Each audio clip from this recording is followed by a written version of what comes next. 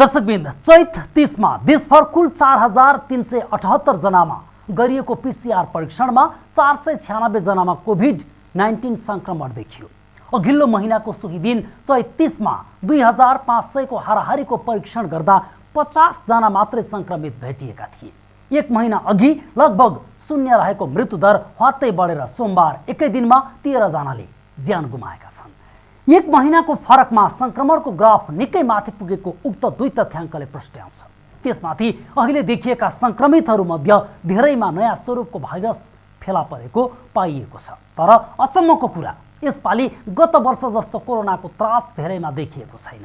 शङ्कास्पद संक्रमितहरू पनि परीक्षणमा जान मान्दैनन्। मास्क लगाउने, साबुन पानीले हात धुने, सेनिटाइजरको प्रयोग गर्ने लगायत स्वास्थ्य मापदण्ड पालनाको त कुरै छाडौँ, ठुला ठुला भिडभाडयुक्त जात्रा, मेला, महोत्सव, राजनीतिक कार्यक्रम अहिले यत्रतत्र भइरहेका छन्। तर तीव्र गतिमा बढिरहेको संक्रमणको ग्राफले भने आम समुदायको ध्यान तान्न सकिरहेको छैन।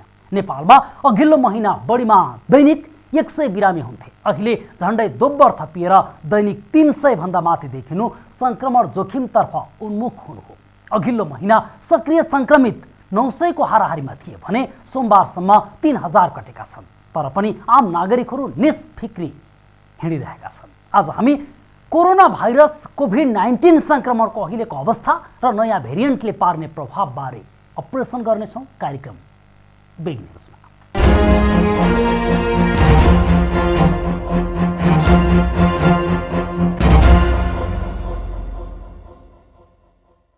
नेपालमा कोभिड-19 को संक्रमण पुनः फैलन सुरु गरेको तथ्याङ्कले देखाएको छ। यसअघि लगभग नियन्त्रणमा आइसकेको संक्रमण पुनः तीव्र रूपमा पुष्टि हुन थालेको छ, जसका कारण फेरि त्रास फैलिएको छ। पछिल्लो समय छिमेकी मुलुक भारतमा कोरोनाको संक्रमण दर दैनिक बढ्दो क्रममा छ। यसले पनि नेपालमा कोरोनाको जोखिम झनै बढेको देखिएको छ।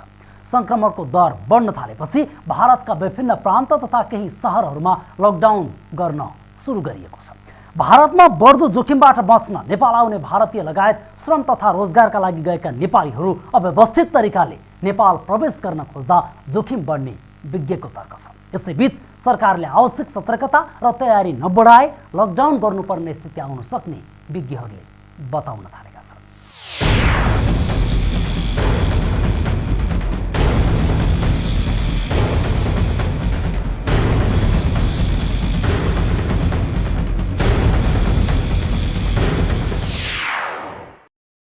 नेपालमा कोरोना संक्रमणको दर र संख्या बिस्तारै उकालो लाग्दैछ। तर मानिसहरू अझै पनि निष्फिक्री भएर हिँड्न छाडेका छैनन्। जबकि जनस्वास्थ्यको ख्याल नगरी यस्तै निष्फिक्री हिँडुल गरेकै कारण नेपालमा एकताका संक्रमणले त्राहिमाम मचाएको थियो। पछिल्लो समय मानिसहरूले मास्क तथा सेनिटाइजरको प्रयोग, सामाजिक दूरी कायम गर्ने लगायतका जनस्वास्थ्यका मापदण्ड पालना गर्न क्रमशः छाडेको देखिएको छ। कोरोनाबाट बचाउने मूल मन्त्र हो यो। तर यसलाई आत्मसात गर्दै भीड़भाड़, सभा, जुलुस तथा भेला सम्मेलनमा भाग लिनु हुन्न भन्ने थाहा हुँदाहुँदै पनि नागरिकहरू यसमा सरिक भइरहेका छन्, जसका कारण संक्रमण पुनः फैलन थालेको विज्ञहरू बताउँछन्। पहिलो कारण चाहिँ भारतमा कोरोनाको संक्रमण तीव्र रूपमा बढ्दै जानु, छोटो वेभ देखा पर्नु। अनि अर्को कुरो भनेको भारतमा चाहिँ तपाईँले नयाँ किसिमका कोरोना स्वरूपहरू, अनि त्यसपछि नेपाल र भारतले खुल्ला सीमामा भएको कारणले कोरोना संक्रमितहरू नेपालमा आउनु, अनि कोरोनाको दोस्रो वेभ पनि आउने बेला 6 महिना जति पिछडिसकेपछि दोस्रो वेभ पनि देखा पर्नु, यी विविध कारणहरूले गर्दाखेरि कोरोना नेपालमा बढेको हुन सक्छ। पछिल्लो समय छिमेकी मुलुक भारतमा कोरोनाको संक्रमण दर दैनिक बढ्दो क्रममा छ। यसले पनि नेपालमा कोरोनाको जोखिम झनै बढाएको छ। संक्रमणको दर बढ्न थालेपछि भारतका विभिन्न प्रान्त तथा केही शहरहरूमा लकडाउन गर्न सुरु गरिएको छ। भारत नेपाल बीच खुला सिमाना रहेका कारण भारतमा संक्रमण बढ्दा नेपालमा यसको असर देखिन थाल्छ, जुन विगतले पनि पढाएको छ। भारतमा बढ्दो जोखिमबाट बच्न नेपाल आउने भारतीय लगायत श्रम तथा रोजगारका लागि गएका नेपालीहरू अव्यवस्थित तरिकाले नेपाल प्रवेश गर्न खोज्दा जोखिम बढ्ने विज्ञको तर्क छ। यसैबीच सरकारले आवश्यक सतर्कता र तयारी नबढाए लकडाउन गर्नुपर्ने स्थिति आउन सक्ने विज्ञहरू बताउँछन्। त्यसो त विज्ञहरूले पटक पटक कोरोनाको जोखिम कायम रहेको र सरकारले यथोचित प्रयास गर्नुपर्ने बताउँदै आएका छन्।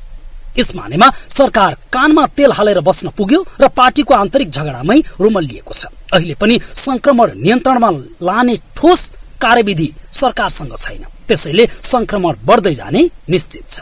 यद्यपि यसको संक्रमणको गति चाहिँ तुलनात्मक रूपबाट धेरै कम भएको छ, तर संक्रमणको गति मात्रै कम भएको हो, संक्रमणको जोखिमबाट चाहिँ कोही पनि मुक्त हुन सकिरहेको छैन। विश्वव्यापी रूपमै संक्रमणको जोखिम अहिले पनि विद्यमानै छ।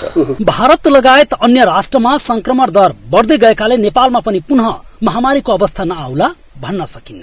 जनस्वास्थ्यका जानकारहरू जनस्वास्थ्यको मापदण्ड प्रभावकारी रूपमा कार्यान्वयन गर्न सकी अझै पनि महामारीलाई नियन्त्रण गर्न सकिने बताइरहेका छन्।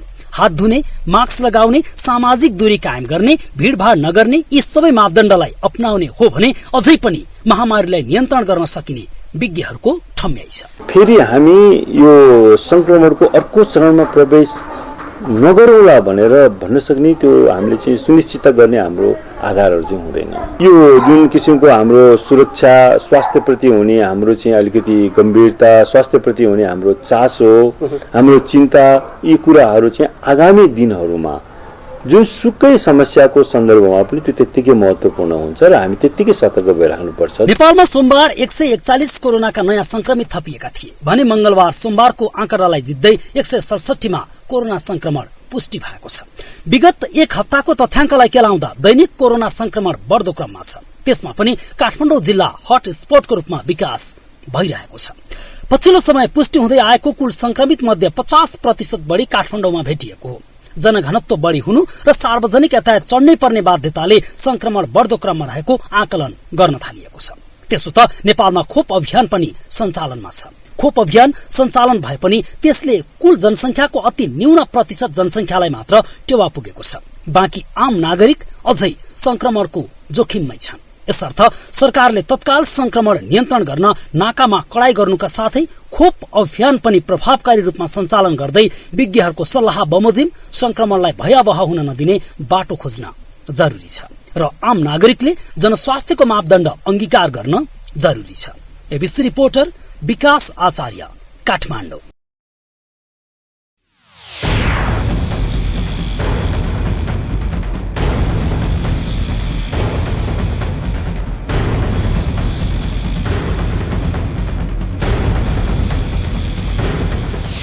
सरकारले तत्काल संक्रमण नियन्त्रण गर्न नाका कडाई गर्नुका साथै खोप अभियान पनि प्रभावकारी रूपमा सञ्चालन गर्दै विज्ञहरूको सल्लाह बमोजिम संक्रमणलाई भयावह हुन नदिने बाटो खोज्न जरुरी छ र आम नागरिकले जनस्वास्थ्यको मापदण्ड अंगीकार गर्न जरुरी छ। तर मानिसहरू अझै पनि निष्फिक्री भएर हिँड्न छाडेका छैनन्। जबकि जनस्वास्थ्यको ख्याल नगरी यस्तै निष्फिक्री हिँडुल गरेकै कारण नेपालमा एकताका संक्रमणले त्राहिमाम मचाएको थियो। पछिल्लो समय मानिसहरूले मास्क तथा सेनिटाइजरको प्रयोग, सामाजिक दूरी कायम गर्ने लगायतका जनस्वास्थ्यका मापदण्ड पालना गर्न क्रमशः छाडेको देखिएको छ। जनस्वास्थ्यको मापदण्डलाई आत्मसात गर्दै भीड़भाड़, सभा, जुलुस तथा मेला सम्मेलनमा भाग लिन हुन्न भन्ने थाहा हुँदाहुँदै पनि नागरिकहरू यसमा सरिक भइरहेका छन्, जसको कारण संक्रमण पुनः फैलन थालेको विज्ञहरू बताउँछन्।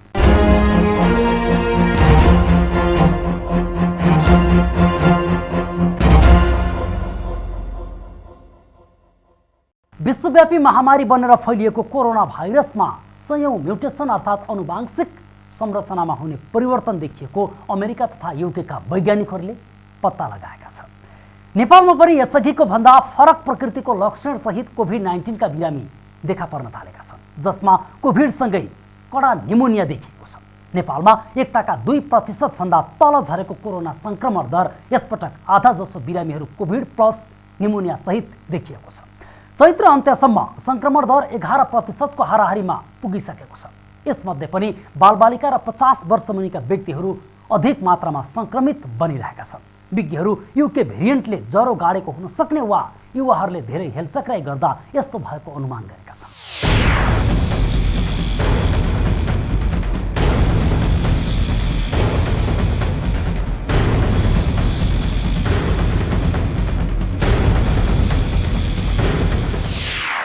पछिल्लो समय नेपालमा अस्पताल भर्ना भएका कोरोना भाइरस संक्रमितहरू यस अघिका भन्दा फरक लक्षण देखिएको अनुभव चिकित्सकहरूको छ। अर्थात् विश्व महामारी कोरोना भाइरस कोभिड-19 को नयाँ भेरिएन्ट व्यापक रूपमा फैलिएको संकेत यो पनि हो। कोरोना भाइरसको संक्रमितको उपचार हुने अधिकांश अस्पतालहरूमा नयाँ प्रजातिका गम्भीर बिरामीहरूको चाप बढेको पाइएको छ। त्यति मात्रै नभएर मुलुककै पहिलो र एकमात्रै सरुवा रोग अस्पताल शुक्रराज ट्रपिकल तथा सरुवा रोग अस्पताल टेकुमा पनि एकाएक गम्भीर बिरामीको चाप बढेको पाइएको छ। अहिले पछिल्लो समयमा कोरोना संक्रमितको चिकित्सा भएर आउने बिरामीहरूको संख्या बढ्दो छ। पछिल्लो 2 हप्तामा न्युमोनियाका लक्षणहरू लिएर न्युमोनिया भएर आइसियुमा भर्ना हुने संक्रमितको संख्या चाहिँ दिन प्रतिदिन यो अस्पतालमा बढ्दो रहेको छ। जसरी परीक्षण गराएका मानिसहरूमा संक्रमणको दर बढ्दो छ अथवा संक्रमण भएका व्यक्तिहरूको प्रोफेसन बढ्दैछ, त्यसै गरी नै आइसियुमा भर्ना हुने संक्रमितहरूको संख्या पनि बढ्दैछ। नेपालमा 1% भन्दा तल झरेको कोरोना संक्रमण दर यसपटक आधा जसो बिरामीहरू कोभिड प्लस निमोनिया सहित चैत अन्त्यसम्ममा 9% को हाराहारीमा पुगिसकेको छ। यस मध्ये पनि 50 वर्ष मुनिका व्यक्तिहरू अधिक मात्रामा संक्रमित बनिरहेका छन्। विज्ञहरू युके भेरिएन्टले ज्वरो गाडेको हुन सक्ने वा युवाहरूले धेरै हेलचेक्राइ गर्दा यस्तो भएको अनुमान गर्छन्। त्यसो त सरकारले मुलुकमा अहिले भयावह भएको भाइरस पुरानै हो वा दोस्रो वेभ हो वा नयाँ भेरिएन्ट हो भनेर जाँच गर्न नमुना स्वाब विदेश पठाएको छ। नतिजा नआइसकेको हुँदा यही हो भनेर भन्न सकिने अवस्था नरहेको विज्ञको तर्क छ। जनस्वास्थ्य विज्ञहरू अहिलेको अवस्थालाई झन जटिल अवस्थाको संज्ञा दिइरहेका छन्। भित्रभित्रै संक्रमण व्यापक फैलिएको अनुमान गर्दै जनस्वास्थ्यको पूर्ण रूपमा पालना गरे संक्रमण नियन्त्रणमा आउने विश्वास विज्ञहरूले लिएका छन्। अहिले नै हामीलाई चाहिँ काठमाडौँको आइसियुहरू, खास गरी कोभिड डेडिकेटेड हस्पिटलको आइसियुहरूमा चाहिँ अब अलमोस्ट 80% चाहिँ अकुपेन्सी छ भनेको। त्यो भनेको इमर्जेन्सी जान्छ अनि एकछिनपछि यति छिटो चाहिँ उसको चाहिँ त्यो भाइरसले चाहिँ उसलाई अप्ठ्यारो बनाएको छ कि एकछिनपछि उसको छाती सेतो हुने भन्छौँ कि हामीले, एक्सरे गर्दाखेरि पुरै सेतो हुने खालको, त्यति साह्रो पुरै संक्रमण हुने खालको र उसलाई आइसियुमै राख्नुपर्ने खालको भेरिएन्टहरू पनि हामीसँग छ। भनेपछि अब अहिले चाहिँ तल 18 वर्षभन्दा तलकालाई चाहिँ यसले भेटिरहेको छ भनेपछि अब त्यो 18 वर्षभन्दा तलका बालबालिकाहरूलाई पनि बचाउनको लागि हामीले भ्याक्सिनको प्रयोग चाहिँ गर्नुपर्ने। कोरोना भाइरसको नयाँ प्रकार अर्थात् नयाँ भेरिएन्ट निकै छिटो फैलिने गरेको देखिएको छ। यति नै बेला विद्यालय समेत खुलेको हुनाले बालबालिकामा समेत उल्लेख्य रूपमा देखा परेको चिकित्सकहरू बताउँछन्। त्यसो त नेपालमा सरदर प्रति कक्षा कोठा विद्यार्थी अनुपात झण्डै 40-50 को हाराहारीमा छ। त्यस हिसाबमा अहिले कोरोना संक्रमणको फैलावटको माध्यम विद्यालय बन्दै आएको छ। यस पटकको उभरमा कोभिड लागेर कोही सिकिस्त भएमा अघिल्लो उभरमा भन्दा उपचार गर्न बढी कठिन हुने, मृत्युदर बढी देखिने सम्भावना ठूलो रहेको विज्ञहरूले बताउन थालेका छन्। नेपाल सरकारले नयाँ प्रकारको भाइरसको प्रभाव बारे जाँच्न जीन सिक्वेन्सिङ गर्ने विधि भित्र्याइसकेको बताएको छ। यस पटक देशभर कोरोना संक्रमितको एक्सरे जाँच गर्दा सामान्य न्युमोनिया जस्तो लक्षण देखिए पनि थप जाँचको क्रममा भने तिनमा कोभिडको न्युमोनिया पाइन थालेको अनुभव चिकित्सकहरूले गरेका छन्। अहिले चाहिँ यो अवस्था आउँदाखेरिमा हामी सेकेन्डरी जो चाहिँ मास ट्रान्समिसनको फेजमा छौँ। त्यो चाहिँ मोर फास्टर ट्रान्समिसन, एकदमै छिटो 70 गुणा 60 गुणा 50 गुणा बढी स्प्रेड भयो भन्नुको मतलब चाहिँ हिजो हामी 2 मिटरको डिस्टेन्समा थियौँ भने आज भाइरस आधा मिटरमा पनि सर्ने भयो। त्यो चाहिँ ऱ्यापिड ट्रान्समिसन भयो, छिटो सङ्क्रमण फैलियो। छिटो सङ्क्रमण फैलिँदाखेरिमा के हुन्छ त भन्दा इन्फेक्सन रेटहरू, सङ्क्रमितको सङ्ख्या पनि बढ्दै जान्छ। जब सङ्क्रमितको सङ्ख्या बढ्दै जान्छ त्यसपछि मोर्टालिटी रेट, मृत्युदर पनि बढ्दै जान्छ। जब मृत्युदर बढ्दै जान्छ, मृत्युदर बढ्दै गइसकेपछि भाइरसले चाहिँ एउटा आफ्नो वेब स्वरूप कम्युनिटीमा सारा संसारलाई या त लिमिट सिटीमा या त देशलाई नै हल्लाउन सक्ने हैसियत राख्छ। नेपालमा हालसम्म कोरोना भाइरस संक्रमित हुनेको संख्या 2,80,000 र मृत्यु हुनेको संख्या 3,000 नागिसकेको छ। अहिले पनि संक्रमितहरूमा थकाई, टाउको दुखाइ र ज्वरो आउने जस्ता लक्षण र कुनै विशेष लक्षण नभएका मानिसहरूमा अस्पतालमा भिड बढ्न थालेको छ। यसबीच भारतमा कोरोना भाइरसको दोस्रो लहर देखा परेको विवरणले झन त्रास थपेको छ। भारतमा फैलिरहेको संक्रमणले नेपालमा पनि असर पार्ने हुँदा नेपाल भारत सीमावर्ती भेगमा कडाई र निगरानी नगर्नुको विकल्प छैन। एबीसी रिपोर्टर विकास आचार्य, काठमाडौँ।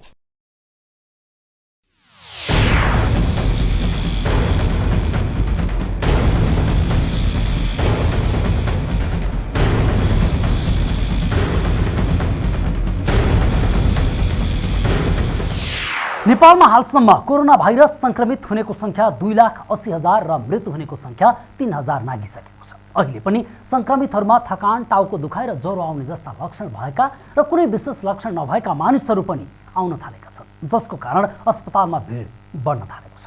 भारतमा कोरोना भाइरसको दोस्रो लहर देखा परेको विवरणले झन त्रास थपेको छ। भारतमा फैलिएको संक्रमणले नेपालमा पनि असर पार्ने हुँदा नेपाल भारत सीमावर्ती भेगमा कडाई र निगरानी गर्नुपर्ने देखिएको छ।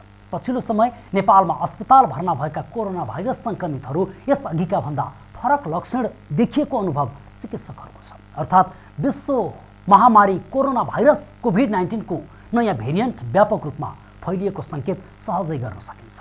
यसपटकको उभारमा कोभिड लागेर कोही सिकिस्त भएमा अघिल्लो उभारमा भन्दा उपचार गर्न बढी कठिन हुने, मृत्युदर बढी देखिने सम्भावना ठूलो रहेको विज्ञहरू बताउँछन्। यसर्थ जनस्वास्थ्यको मापदण्ड सही तरिकाले अंगीकार गरौँ। कोरोना बढ्न थालेपछि सरकारले विशेष सावधानी अपनाउन अपिल गरिसकेको छ। कोभिड-19 सङ्कट व्यवस्थापन केन्द्र सीसीएमसी को हालैको बैठकले कोभिड संक्रमणको मात्रा बढेको र नयाँ स्वरूपको भाइरस देखिन थालेको भन्दै आवश्यक सतर्कता जरुरी रहेको निष्कर्ष निकालेको छ।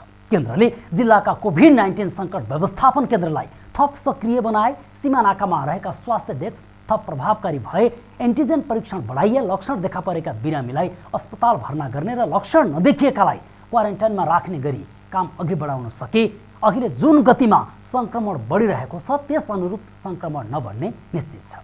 अपरेसन आज सकिन्छ। भोलि अर्को बिग न्युजको अपरेसन गर्नेछौँ। गाउँ सहर दुनियाँ बेउझाउने हाम्रो अभियान जारी छ। तपाईँ एबीसी न्युज सँगै रहनुहोला। नमस्ते।